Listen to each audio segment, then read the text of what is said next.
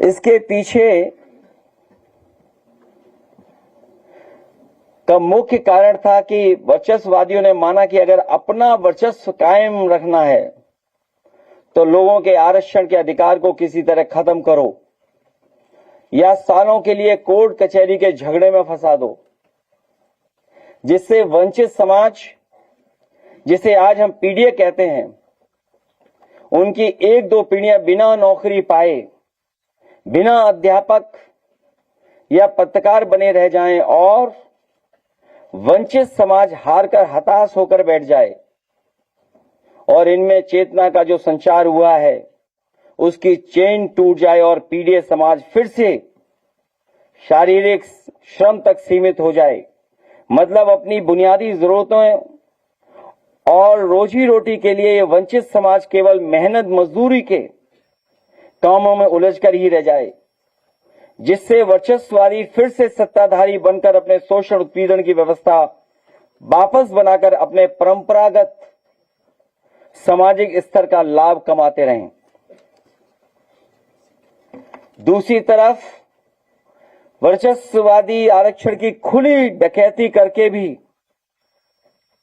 ये भी साबित करना चाहते हैं कि अगर हम संविधान की आरक्षण की व्यवस्था सीधे समाप्त नहीं कर सकते हैं तो क्या उसे दूसरे रास्ते से नकार तो सकते हैं।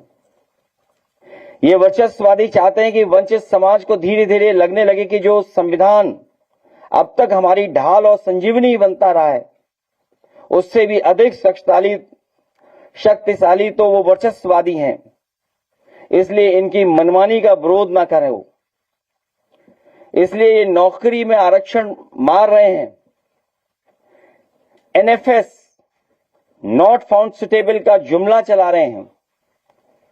लेटरल एंट्री से पिछले दरवाजे से अपने वर्चस्ववादी लोगों को सेट करने में लगे हैं, जिससे सब जगह इनके लोग हो जाएं और आरक्षण की मांग धीरे धीरे कमजोर पड़ती जाए।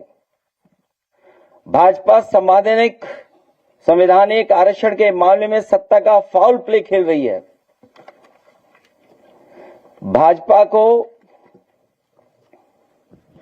भाजपा वो एम्पायर है जो सदियों से चली आ रही इस गैर बराबरी की इस लड़ाई को बेईमानी से जीतना चाहती है।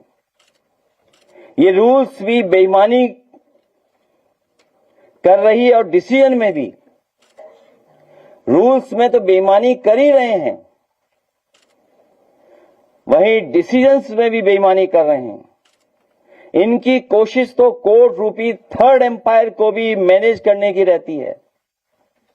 भाजपा नहीं चाहती है कि सबको बराबरी का मौका मिले।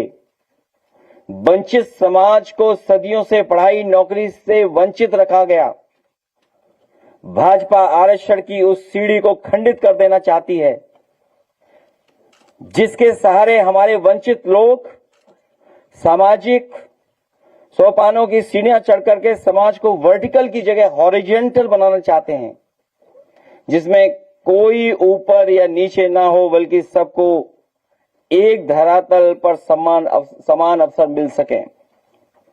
आरक्षण ही सामाजिक और राजनीतिक प्रतिनिधित्व को सुनिश्चित करेगा और देश में सच्चे लोकतंत्र को बचाएगा।